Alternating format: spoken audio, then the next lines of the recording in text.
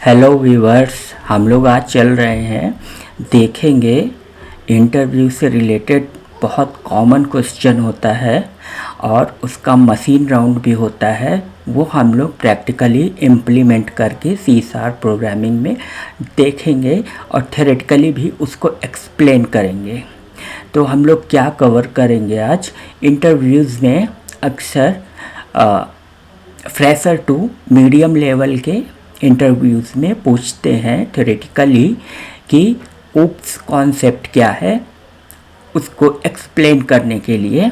And nowadays आजकल oops को सिर्फ पूछते नहीं हैं, वो आपसे कहते हैं मशीन राउंड में कि स्क्रीन शेयर कीजिए और उसको इम्प्लीमेंट करके दिखाइए। क्योंकि मोस्ट ऑफ इंटरव्यूज़ रिमोट पर होते हैं, कैंडिडेट को बोला जाता है कि आप लैपटॉप से ज्वाइन कीजिएगा, जिससे कि वो शेयर करके स्क्रीन अपना मनचाहा टास्क आपकी स्किल टेस्ट करने के लिए आपके ही पीसी पर करा सकें। तो हम लोग शुरू करते हैं अपना प्रोसेस। एंड एक चीज़ ध्यान रखना है कि 99% इंटरव्यूअर जब मशीन राउंड लेता है आपका टेस्ट, तो उस वक्त वो बोलता है कि विजुअल स्टूडियो नहीं यूज़ करना है। विजुअल स्टूडियो नहीं यूज़ करना है क्योंकि विजुअल स्टूडियो ऑब्वियसली बहुत हेल्पफुल होता है और उसमें आप रन करके आउटपुट भी तुरंत हैंड टू हैंड चेक कर सकते हैं। तो इस केस में मैं सबसे अच्छा आपको सजेस्ट करूँगा, आप नोटपैड प्लस प्लस इंस्टॉल करके रखें। देखिए मेरे टास्क बार में ये है, इस पर मैं क्लिक करता हूँ और एक नया लेता हूँ इंस्टांस। सो यहाँ पे देखिए, अगर ऐसे लिखूँगा मैं तो मुझे कोई हेल्प नहीं मिलेगी, इसमें रन नहीं करेंगे हम लोग। बट नोटपैड प्लस प्लस ऐसा प्लेटफॉर्म है कि कोई भी इंटरव्यूअर अग्री हो जाएगा, क्योंकि वो कहते हैं कि यस आप कोई भी टेक्स्ट एडिटर यूज़ कीजिए, विजुअल स्टूडियो मत यूज़ कीजिए। तो हम लोग इसका बेनिफिट कैसे ले सकते हैं? Language C sharp. अब जब हम लोग लिखते हैं तो फिर प्रॉपर क्लास और कीवर्ड्स जो हैं वो आने लगते हैं और कलर कोडिंग भी होती है। इससे हमारा सिंटेक्स बहुत करेक्ट हो जाता है और कलर कोडिंग से होने से इसकी रीडेबिलिटी बढ़िया होती है। तो इंटरव्यूअर, इवन जो इंटरव्यू ले रहा है, उसको भी कोई कन्फ्यूज़न ना हो और हमारे लिए भी अच्छा से अच्छा सिंटेक्स करके हम अपने लॉजिक पे फोकस कर सकें रेदर देन सिंटेक्स की डिटेल में जाने के लिए। तो अभी तो हम लोग क्या करेंगे आज ऊप्स में,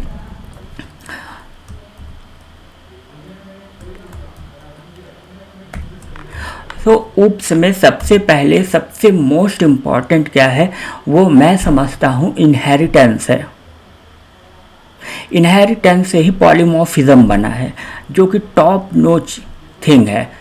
oops can not survive without the polymorphism. And यहाँ पे दो टाइप के पॉलीमॉर्फिज्म होती है, स्टैटिक एंड डायनेमिक। दोनों में क्या डिफरेंस होता है और कैसे इम्प्लीमेंट करते हैं, यह आपको मस्ट आना चाहिए। अगर आप कहते हैं कि आपको ऊप्स पता है तो आपको थ्योरेटिकली पता होना चाहिए, प्रैक्टिकली आप उसको इम्प्लीमेंट करने में सक्षम होने चाहिए। तभी आपका ये कहना, ये स्टेटमेंट कि मुझे ऊप पता है, तभी प्रैक्टिकली प्रूव हो सकता है, जो कि इंटरव्यूज़ में एक नॉर्मल सी बात है। हर कोई एक्सपेक्ट करता है, हर इंटरव्यूअर आपसे एक्सपेक्ट करता है कि अगर आपने अपने सीवी पर लिख लिया है स्किल्स में तो वो होना भी चाहिए। अदरवाइज़ आप रेज्यूमे में मत लिखिए, लिखा है तो उसे प्रूव कीजिए कि yes you acquired the set knowledge और स्किल सेट। सो आइए पहले हम लोग अमेंड में भी लिख लेते हैं पॉलीमॉर्फिज्म। तो polymorphism means one thing with many forms, यानी कि एक ही चीज़ है लेकिन कई डिफरेंट भेस में आ रही है या डिफरेंट टाइप का बिहेवियर करके आ रही है। तो हम लोग शुरू करते हैं एक base class public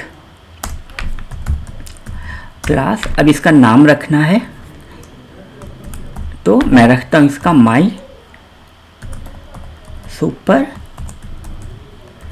parent. CLS लगाते हैं क्लास के लिए, लेकिन मैं यहाँ पे नहीं लगाऊंगा। अब इसका मैं ब्रैकेट स्टार्ट करता हूँ। स्कोप शुरू हो रहा है क्लास का। इसके अंदर हम लोग कुछ भी ले सकते हैं, वेरिएबल ले सकते हैं, मेथड ले सकते हैं, इंडेक्सर ले सकते हैं, प्रॉपर्टीज़ ले सकते हैं। बट हम लोग पॉलीमॉर्फिज्म यूज़ करने जा रहे हैं। इसके लिए मोस्ट सूटेबल है आपका method overloading. Method overloading for static और कंपाइल टाइम पॉलीमॉर्फिज्म। तो पहले इस पे फोकस करते हैं कि इसे कैसे इम्प्लीमेंट करेंगे। तो देखिए, इसमें रिटर्न टाइप नहीं मैटर करता है, तो हमने लिया void एंड मैसेज मेथड का कुछ नाम रखना पड़ेगा। तो रखते हैं add all integers। ओके, सो यहाँ पे हम लोग फॉर एग्ज़ाम्पल अभी ले लेते हैं कि हम इंटीजर के कितने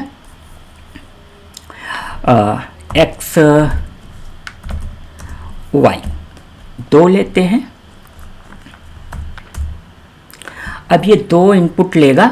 यहाँ पे ये मैटर नहीं करता, लिखने की ज़रूरत नहीं है कि आप क्या कर रहे हैं inside the method. Signature is sufficient, signature ही आपका सफिशिएंट है। सो फॉर एग्जांपल यहाँ पे हम डू कोड हेयर। सो जो भी होगा, क्योंकि इंटरव्यू में आपसे पूछा गया टॉपिक है पॉलीमॉर्फिज्म, ना कि कोडिंग किसी भी तरह की। कोडिंग करके पॉलीमॉर्फिज्म जब इम्प्लीमेंट करेंगे तो हम लोग ओवरलोडिंग पहले करते हैं। अब देखिए, यहाँ पे ओवरलोडिंग मतलब एक ही मेथड एक ही क्लास में डिफरेंट सिग्नेचर के साथ विद एग्जैक्टली सेम नेम। तो हमने उसकी कॉपी क्रिएट किया। अभी ये गलत है, लेकिन नंबर ऑफ आर्गुमेंट और the type of argument differ करेगा, तो आपका वो ओवरलोड हो जाएगा। अब ये दोनों मेथड्स एक दूसरे के ओवरलोडेड वर्जन हैं। इसमें ओवरलोडिंग हो गई है एंड RTTI होता है रन टाइम टाइप आइडेंटिफिकेशन। सो उसमें V टेबल होती है। ये V टेबल आपकी कंपाइल टाइम पे ही क्रिएट हो जाती है और एंट्रीज वहाँ पे बन जाती हैं जैसे ही लॉन्च करते हैं। तो एग्जीक्यूशन में आने के बाद डायनेमिक पॉलीमॉर्फिज्म चेंज होगी, बट स्टैटिक पॉलीमॉर्फिज्म लोड हो जाएगी और वही रहेगी। तो हम लोगों ने इसे 2 फॉर्म देखा। ये एक और हम लोग इम्प्लीमेंट करते हैं। नंबर ऑफ आर्गुमेंट सेम रखेंगे।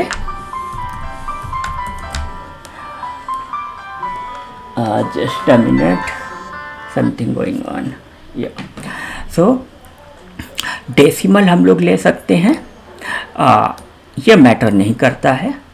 इवन वैड भी, रिटर्न टाइप भी मैटर नहीं करता है, ये यहाँ भी हो सकता है।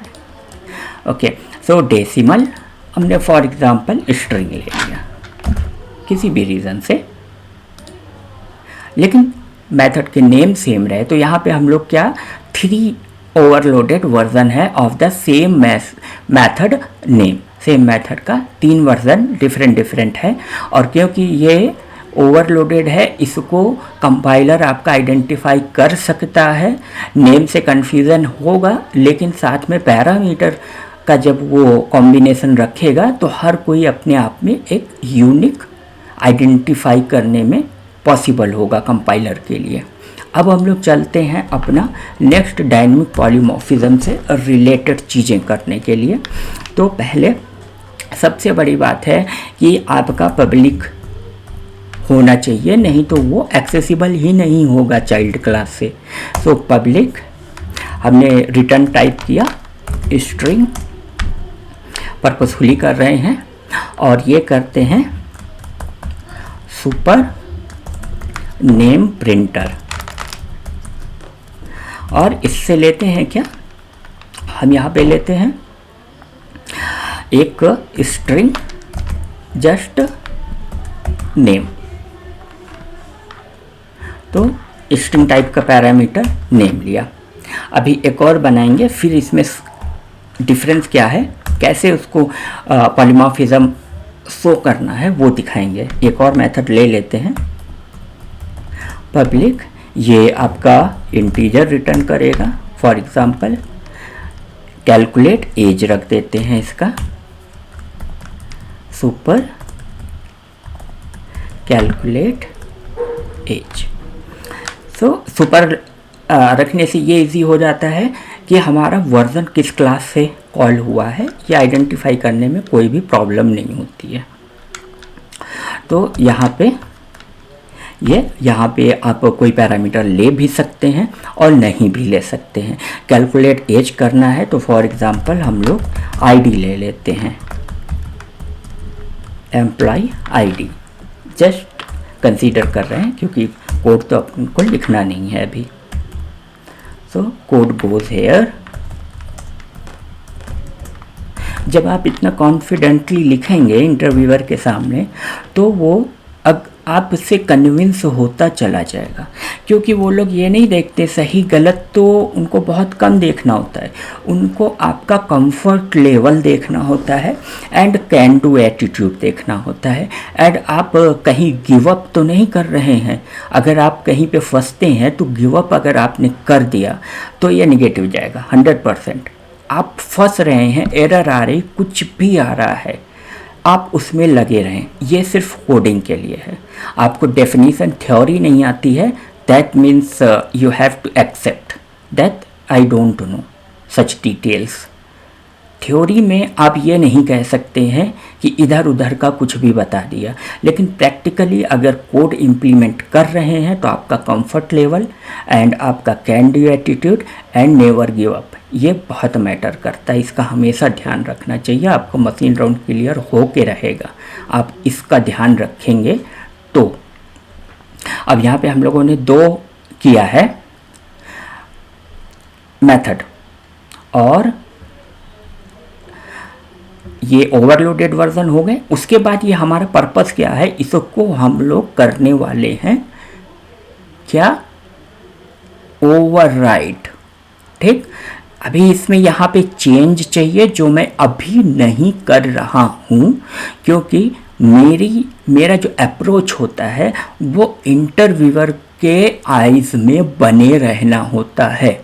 अभी मैं गलती करके जब उसको सुधारूंगा, यानी कि मैं बोलता भी चलता हूँ, यहाँ पे मैं कुछ छोड़ रहा हूँ, और I am leaving a keyword here, I will add it later. So ऐसे बोलने पे इंटरव्यूअर को 2 चीज़ पता चलती है, ओके ये जानता है, दूसरा कहाँ रिलेवेंट है ये उसके अकॉर्डिंग ही हम ऐड करते हैं, तो उसको भी प्रूव हो जाता है कि ये रटा हुआ नहीं है, इसके समझ में आ गई है चीज़। तो चलिए 2 हम लोगों ने किया। अब अपना चाइल्ड क्लास होना चाहिए, पब्लिक किया।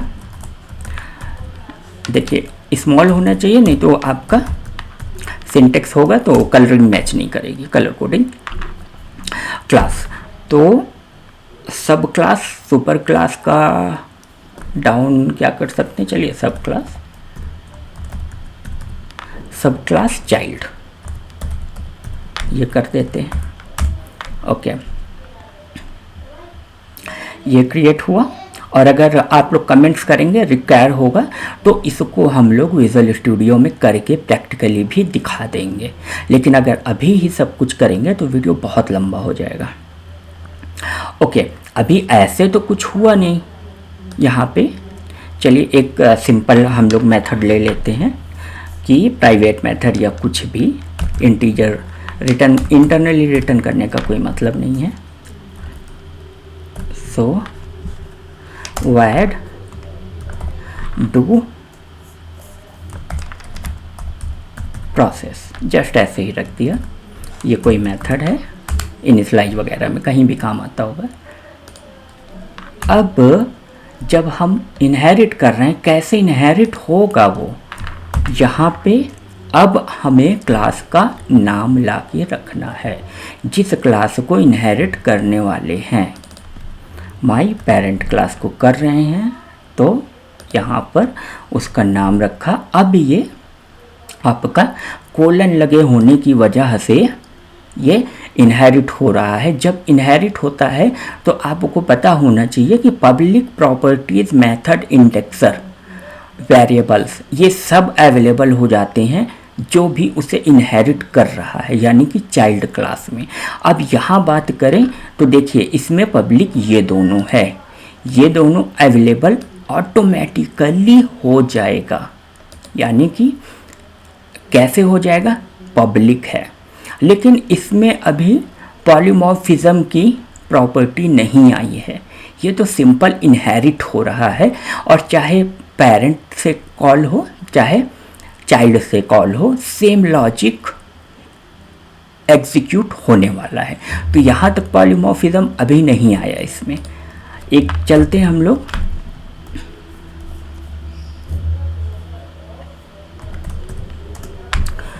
मेन फंक्शन बना लेते हैं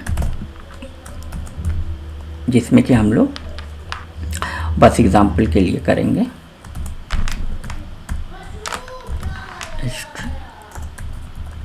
और से सिग्नेचर मैच कराने के लिए बस यहाँ पे इसकी एक इंस्टेंस बनाने का ट्राई करेंगे। यहाँ पे एग्जीक्यूट नहीं कर सकते क्योंकि ये नोटपैड प्लस प्लस है, करना नहीं चाहेंगे क्योंकि वो मना करते हैं। पब्लिक सब क्लास चाइल्ड इक्वल टू, क्योंकि हमने कोई कंस्ट्रक्टर नहीं किया है, कंस्ट्रक्टर इंप्लीमेंट नहीं किया, तो डिफ़ॉल्ट कंस्ट्रक्टर अवेलेबल होगा जिसके ज़रिए से आपकी इंस्टेंस इनिशियलाइज हो सकती है। बाय डिफ़ॉल्ट कंपाइलर सप्लाई करता है डिफ़ॉल्ट पब्लिक कंस्ट्रक्टर आपका, अदरवाइज हम लोग इसका इंस्टेंस नहीं बना पाते हैं। एक और क्रिएट करते हैं इंस्टेंस पब्लिक। किसकी इंस्टेंस करना है हमें, देखिए नाम नहीं रखा, पब्लिक क्लास का नाम रख दिया, लेकिन मेरी इंस्टेंस तो चाइल्ड इंस्टेंस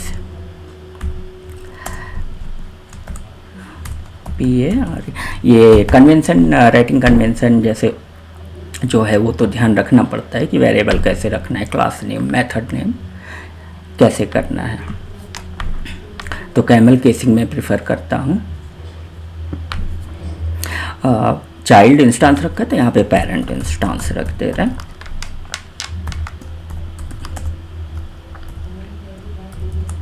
इसमें भी सेम केस है, डिफ़ॉल्ट कंस्ट्रक्टर के जरिए से ये डिफ़ॉल्ट पब्लिक कंस्ट्रक्टर जो कंपाइलर सप्लाई करेगा उसके जरिए से इनिशियलाइज करने का ये हमें अलाउ कर रहा है। अब यहाँ पर अगर हम कॉल करते हैं, दो मेथड्स हैं करेक्ट, तो हमने कहा सब क्लास चाइल्ड नहीं, हमें चाहिए क्या, उसका क्लास का नाम नहीं, ये हमारा इंस्टेंस का नाम जिससे हमें एक्सेस करना है, क्योंकि स्टैटिक क्लास नहीं है, ये नॉर्मल क्लास है। तो हमने ये चाइल्ड है, फिर भी हम क्या कर रहे हैं, कॉल कर रहे हैं मेथड को जो चाइल्ड क्लास में है ही नहीं, चाइल्ड में नहीं है। और यहाँ पे हमें एक स्ट्रिंग देना है, तो स्ट्रिंग क्या दे देते हैं, एम कोडर, ये भी एक स्ट्रिंग है, ये हमने कॉल कर दिया। इसी तरीके से इसको कॉपी पेस्ट कर लेते हैं, तो यहाँ पर आपका नेम प्रिंटर करते हैं इस बार। ओके, इसमें भी सेम बट रिटर्न टाइप है। Okay, so string get name two, यहाँ पे देखिए गेट को मुझे यूजुअली कन्वेंशन वाइज ऐसे रखना चाहिए था। स्ट्रिंग का वेरिएबल बनाया, अब इसको क्या है, इसे चाहिए एक रिटर्न टाइप वो कहाँ से मिलेगा, तो वो मिलेगा पेरेंट क्लास से कॉल कर रहे हैं, मैटर नहीं करता, चाइल्ड से भी कर सकते हैं क्योंकि अभी डायनेमिक पॉलीमॉर्फिज्म इम्प्लीमेंट नहीं हुआ है। ये कर लेंगे तो चाइल्ड ये नेम हमने ये अभी चाइल्ड पर पेरेंट पर, चलिए इधर पेरेंट पे कॉल कर ले रहे हैं और फंक्शन कौन सा करना चाह रहे हैं हम, ये इसको भी एक स्ट्रिंग देनी होगी, ये किया स्ट्रिंग, डायरेक्ट क्या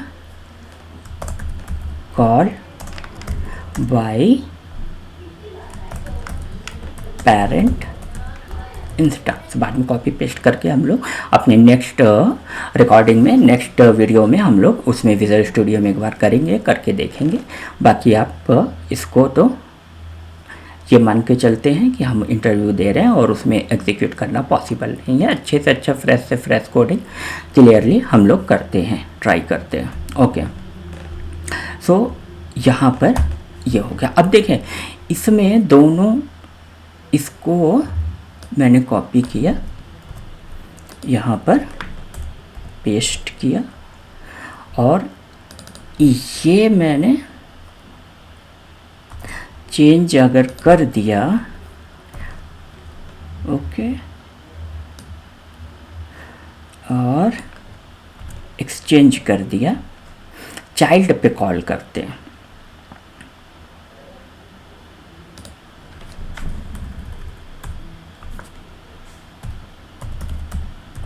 चाइल्ड, ओके, एंड यहाँ पे सुपर नेम प्रिंटर,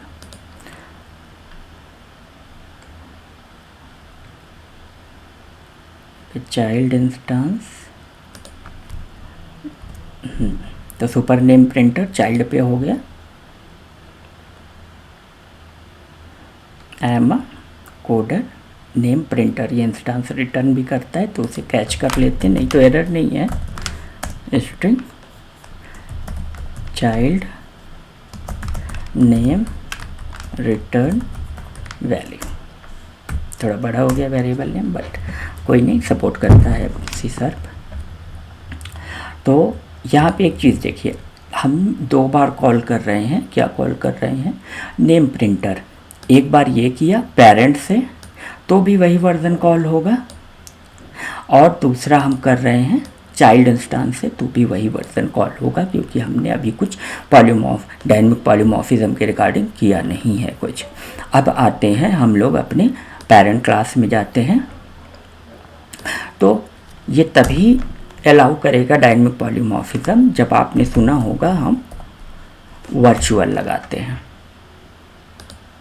जब तक के वर्चुअल और पब्लिक नहीं है तब तक के वो इनहेरिट होकर के इम्प्लीमेंट नहीं किया जा सकता है। इम्प्लीमेंट करेंगे तो ये ओवरराइड हो जाएगा, दोनों करेंगे, एक हाइड करेंगे, मेथड हाइडिंग जिसको कहते हैं। अब वर्चुअल नहीं लगता है, इनहेरिट होने के बाद ये लग जाता है ओवरराइड, और यहाँ पे हम लोग लगा लेंगे इसमें न्यू वर्जन, यानी कि कुछ भी हो जाए, किसी का भी वेरिएबल होगा, इंस्टेंस होगा, सॉरी, पेरेंट का हो चाहे चाइल्ड का हो, इस केस में वो तो किसको रेफ़र कर रहा है उसे कॉल करेगा, लेकिन ये वाला उसको हमेशा मजबूर करेगा कि कॉल करे न्यू वर्जन को। अगर चाइल्ड है तो कोई चांस ही नहीं है, चाइल्ड है तो यही वर्जन कॉल करना है उसको।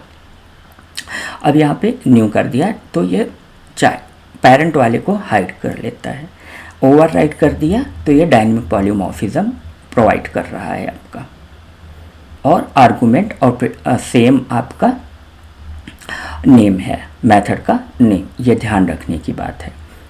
तो अब ये हमारा कंप्लीट कोड है, किसके लिए, इनहेरिटेंस के लिए, पॉलीमॉर्फिज्म के लिए, बट एज रिक्वायरमेंट हम इसको एग्जीक्यूट नहीं कर रहे हैं।